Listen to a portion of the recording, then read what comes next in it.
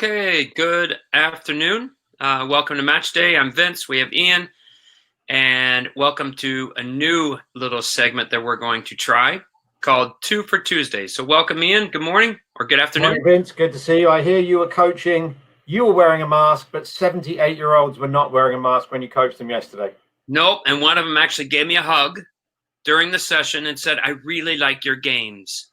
Mm-hmm. Oh, thank you. So she hugs me and I'm like, what am I supposed to do? And this mom was like, it's okay. You can hug her.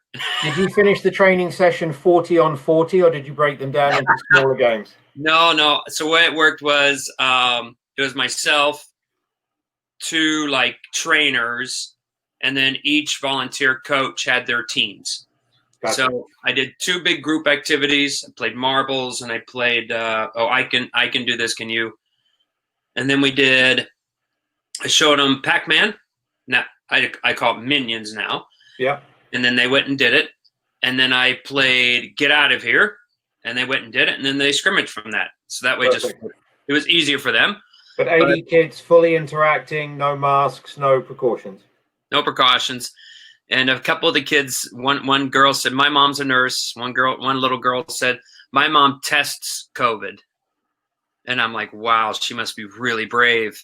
Mm-hmm. And the girl just big smile. But anyway, so I guess hopefully people will like these games and activities. We might not get a hug, but maybe we'll get a thank you afterwards. Digital hug. So the way I thought I'll go ahead and start it. The way I thought we could do this is it's two activities, so two for Tuesday. We're going to show an activity that is kind of appropriate for 9 to 12-year-olds. I'll talk about one of those, and then Coach Barker will take over, and he'll present an activity for 13s and up. So that's kind of how we're going to do it, and first time we've ever tried it, so we'll see. Not trying to take away from anything else that we've done, just trying a new spin on match day. So go ahead and start. So, by the way, if anybody wants this file when Coach Barker is presenting, I'll put it in the chat box. So, so here's the example for 9 to 12-year-olds. This is a staple game, right? So just simple 4v4, 4-goal game, as you can see here, right? We've got 2 goals that they attack, 2 goals that they defend. You're just playing a normal 4v4 game. The space I put roughly for 9s and 10s might be 30 by 20. Maybe 11s and 12s might go 35, 35 long by 25 wide. So that's a typical 4v4 game. So you play that, right? And the whole idea is, can you teach them that, hey, when the traffic or when the route is blocked, can we go the other way? Knowing that 9s and 10s, though, don't spread out much. And 11s and 12, while they're capable of spreading out, they still don't quite do it maturely. The next version is a spin-off on that. So as you can see here, all I did was I put a line of cones down the middle. The players can run anywhere. Thank you. The players can run anywhere. So they're not restricted by their halves that is split vertically. But before a goal counts, every player on the attacking team must at least have representation in both halves, right? So they must have a player on this side and a player on this side. If they don't, it's no goal. So the whole idea is, as they're attacking, right, can they do this? And I've done this with 8-year-olds, just in like 3v3 instead of 4v4. And it's funny because you'll see one little player go, and then she will realize, this player here is about ready to score, and then they back up, right? And it's just a subtle way of getting them to kind of think about space and being conscientious about space. But again, and I got this, I'll be honest, from Dr. Tom Turner. It's funny, when I did this with the 8-year-olds, they call it the hot dog game. And I said, how do you get a hot dog? And they said, well, you got the bun and you got the hot dog right in the middle. And I said, wow, you really do have imaginative minds. So from there, so you play that and you talk about spatial awareness. that can lead into the third version of this 4v4 game that I like. And that is simply taking the goals, the 2 goals that you defend and the 2 goals you attack, and face them outward. So as you can see here, now, if you don't have pug goals, I've just used those big pylon traffic, those pylon cones, and just turn it, and the kids get it. So what's going to happen here is the ball either it has to somehow, some way, get wide. And then the other thing it'll do from the defending standpoint is it'll teach the defenders how they have to kind of shift and stay together, right, indirectly. So it'll teach them that. So, and then the other thing that might come out more for 11s and 12s, not really 9s and 10s, although you can talk to them about it, is when you try and bend a ball, maybe even get the ball to spin sideways, right? So how can you get that ball to spin sideways? So you can talk about a little bit of technique there. You talk about the plant foot and how to strike the ball off center with your striking foot. I just say lately to them, can you make the ball spin sideways? See if you can figure out how to do that. So there's a lot of neat little things, though, that come out of this game. So if, for example, the O's win it in this space, a lot of kids try to go forward right away, right? But it's already kind of congested because everybody's kind of shifted over there. So I tell them, so when you win it, if you can go forward, great. If not, then what? And then they say, well, we need to go to the other side, right? So now they're teaching them after they win the ball, can they change the point of attack with you really not saying those words, change the point of attack. So a lot of neat little things that can come out of it. So, and then the fourth version of the 4v4 game that I'm just going to present, and I'm going to turn it over to Ian, is now you just put the goals inward. So now you just face them inside. So now what that's going to do is, because you've introduced the hot dog game, right, where they're both halves, and now you've played the game where the goals are outside, you've encouraged them to try and spread out, and then hopefully now they'll learn that once we spread out, then the middle can be more open, and now we can play in the middle. So it's just teaching through games. It's just teaching the idea of spatial awareness through a 4v4 game. 3v3 works as well, although 4 I find is a little bit better because they have an option of going to someone far away, right? But it's just a really neat little game.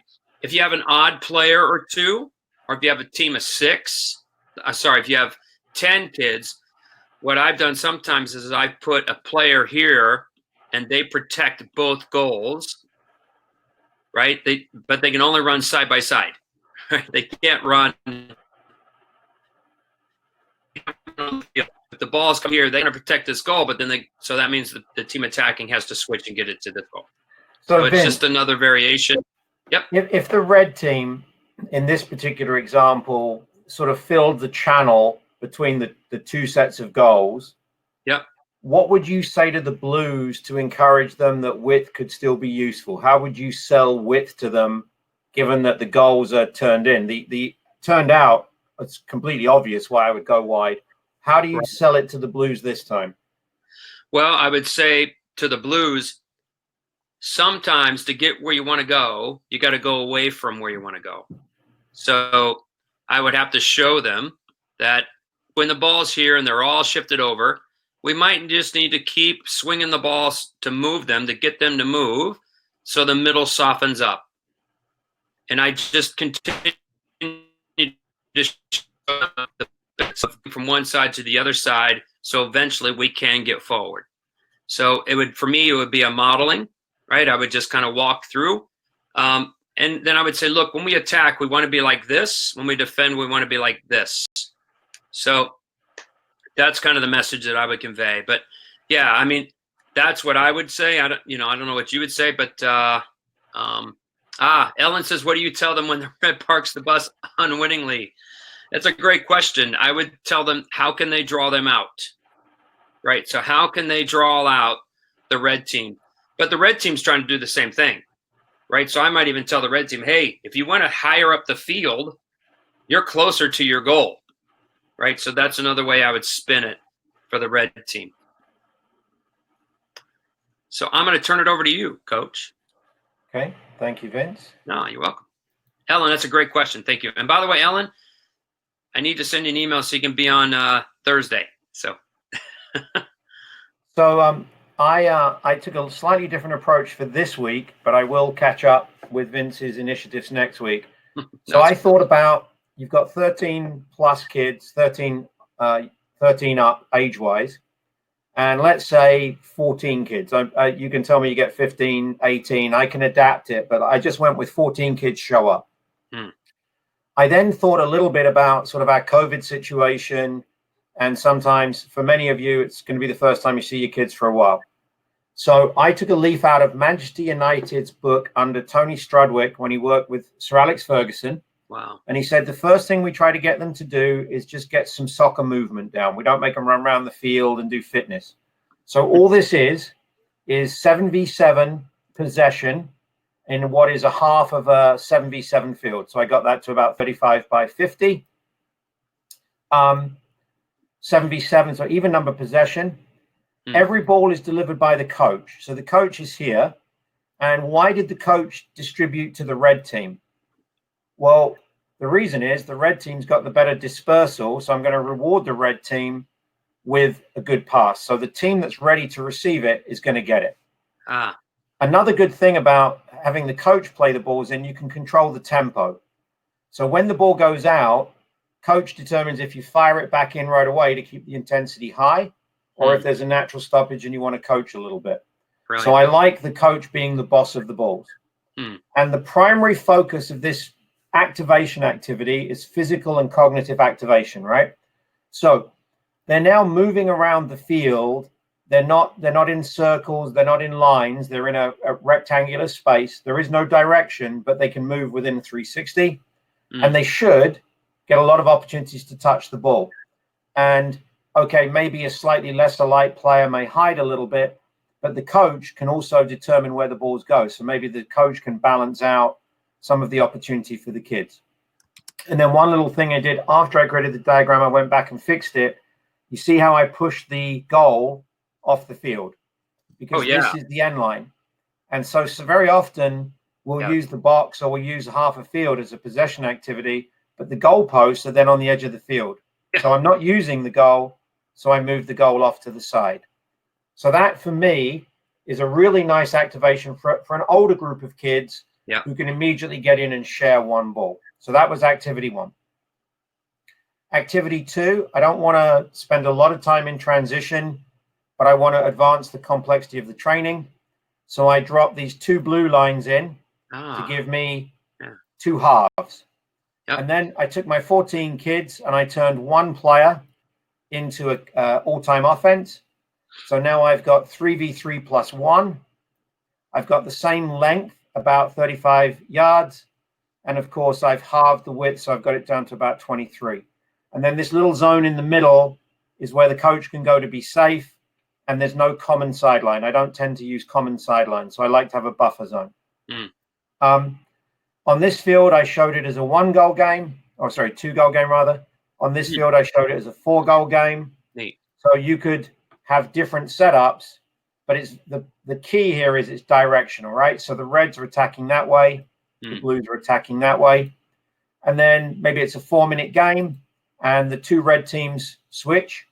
So now you're getting a chance to play the 4-goal game or the 2-goal game, etc. And what are my key coaching points? Because now I'm in a good position to watch both fields. I've got a good supply of the balls here. Obviously, can we take advantage of the extra player?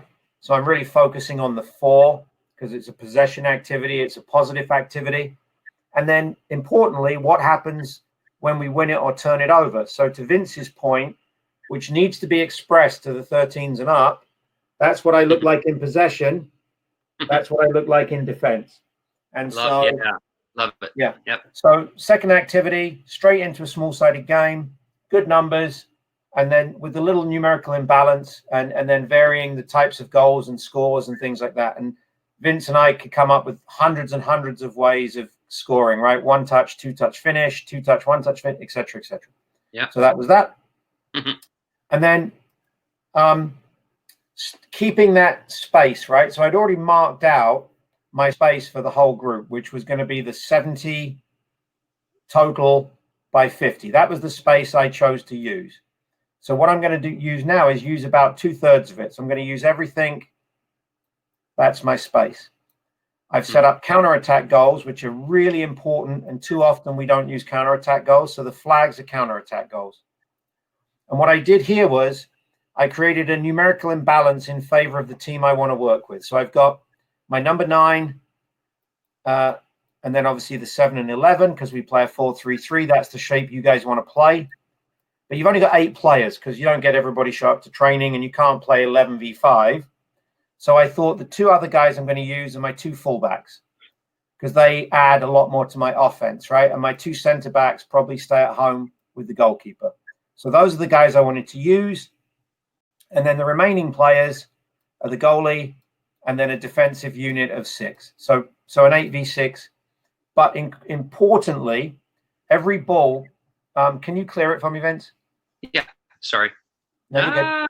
Hang on. So importantly, thank you. Every ball will start with the coach because I really want to work on the blues. This is about my attacking shape. But if my Reds win it, I want my blues to try to win it back. And so if the Reds can score through the goal, it gives 2 things. One, it means that the Reds have a purpose. And secondly, it means that my blues might try to defend and set up transitional counterattack as well. So we call this a phase of play. Sometimes as coaches, you hear terms used and you're too embarrassed to ask what it means. But for us, it means sort of 2/3 of the field, 1 big goal with counters. My focus team is going to be a 1-4-3-3. Obviously, you would adapt this depending on the formation you'd like to use. Because if I'm actually lucky enough to have a 7v7 field, I'm going to use the build out line as a starting position for these guys. Okay. It makes it a bit realistic. You know, if you guys do this too often, the defenders say, well, screw it, I'm just going to stand here. And it becomes a very uninteresting training session. So I like to use that. Ask them to start narrow. So you can see we've started narrow. Yep. So what are the blue team likely to do? They're probably likely to spread out wide. If they do that and the Reds shift, now can they find the opportunity to kick back to the middle? So how you set up the red team, some people might say this is orientation, really impacts your learning. And then employ and play to counters. So definitely want the red team. And then I'm building relationships, right? So in this case, the blue team, is it the relationship between 3 and 11 because they control the flank? Yeah. Or is it the relationship between 10, 9, and 8 because they're my attacking central?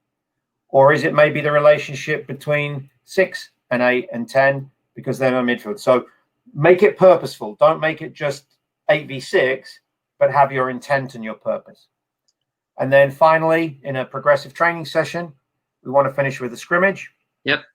So my scrimmage, to the best of my ability, is even numbers. I'm using the full 7v7 field I'd previously marked out, whether I have lines or not. And then key here is to be very intentional with the formations. Yeah. So I was working with the blue team, right? So what I did with the blue team was I kept the 9, I kept the 7 and the 11, and I kept my 3 midfielders because it's a very attacking training session.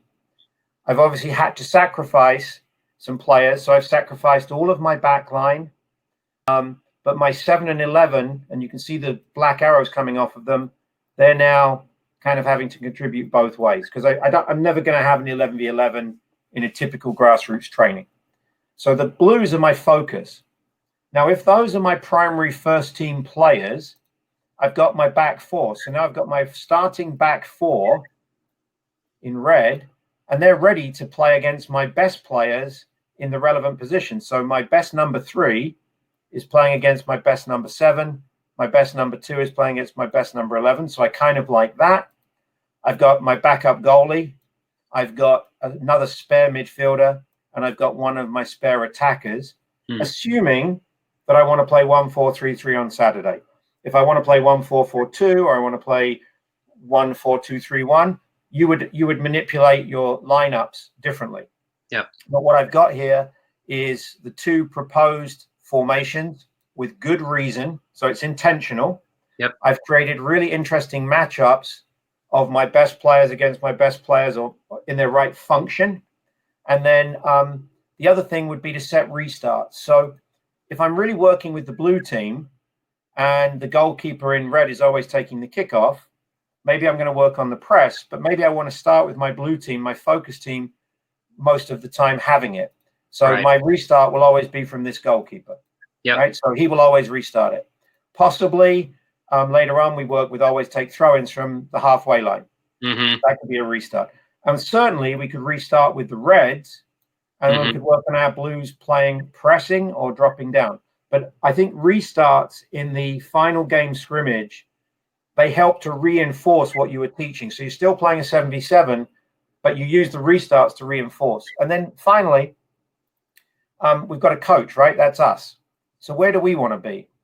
Some of us want to be in the middle, which can be helpful. Some of us want to be at the halfway line because that's just where we want to be. Others may want to be down by the goals for whatever reason, talking to the goalkeeper, talking about the restart. But for me, if I'm working with the blues, I like this angle because I feel like I've got a really good sense of what my blue team are doing in the development. And so for me, this area where they're receiving it in the back through their midfield and into the final third is the key area for me. I'm a little bit less concerned about, the finish, and I'm a little bit less concerned about the first entry pass. So that's why I'm here. But I've stood there for a reason. You could put your coach anywhere on this field. As long as you've got a reason for it, we applaud you. So I think a very straightforward progressive training session. Yep. But what brings it to life is the level of experience of the coach and the degree of intentionality in the session, much like you exhibited with the under-12s. Yeah, no, you just planned my next session for my high school team, so thank you. But just real quick, just to add on, because what you said about this coach here. So if this coach, if she or he were in the middle, now they have to turn their head this way and almost like do this. But if they're, I'll clear it, but if they're off kind of to the side, now they have to turn their head less and they can almost look straight ahead and see everything. So it's like if you're a teacher in the center of the classroom, instead of standing in the center, stand just slightly to the right or to the left of your classroom, and then you can almost see everybody. Your peripheral vision improves. So, and then just to go back real quick to mine, because I thought of something as we were going, obviously. So I'm just going to back up and then we'll end here. And it looks like people are getting so this is on Ellen's question and your question, right? What do you do when the Reds defend? Another thing I thought of too is what if you just move the goals out a little bit more, right? So that's going to make the Reds hopefully shift a little bit more. So that's another thing you can do. You can manipulate the goals to kind of stretch it out a little bit. But anyway, so that's just something else I would think. But Coach Barker, this has been fun. It's been fun to talk about soccer. Yeah. I think, we've obviously got on live, we've got experienced coaches, but I think none of this is mystery stuff, right? And right. Vince is hugely experienced, and I've lived a long time in this space, so we've got experience. But it's not about coming up with a newfangled activity. It's just about the degree of intentionality and the detail and the planning, and that just comes with experience. And then it also comes with thinking about it and being brave and not just mailing it in. So. Yep. Yeah, I love these. This is, why do we need to buy a book of 101 great activities when you've got a handful of activities you can manipulate as efficiently as this? Yeah, not only that, but you can, I could do those 4v4 games and work on the attacking side. And then 2 weeks later, same games. Now we'll work on the defending side. Yeah. So, but anyway, thank you all very much for watching. And, Coach Barker, having a nice day off on Wednesday, and then hopefully I'll see you on Thursday. I'm not sure if I will. I'll be here Thursday. Awesome. And Ellen, I'm going to send you an email as well. So hopefully we'll get you on, because Casey's been on and Amin's been on, but we haven't had you on yet. So, but thank you very much. And Coach Barker, thanks for your help as always. God bless everyone. Stay safe. Bye.